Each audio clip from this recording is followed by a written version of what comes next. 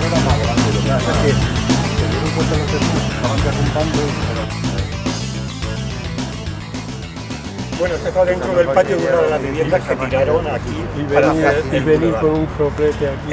Se empezó desde años a pedir que esto lo miraran, vinieron del ayuntamiento, lo miraron, dijeron que lo iban a ver, y bueno, la asociación de vecinos, como ya han dicho, pues ha continuado y estamos. Es una obra de arte.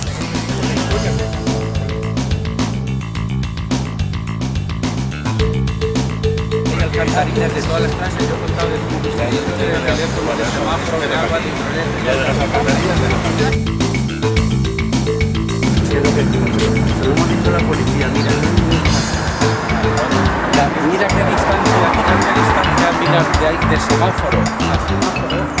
Pues la gente no va a 50, cuando está verde se pone a 120, calculado con un velocímetro, a 120. Pues ahora se oye poco, cuando son las 3 de la mañana.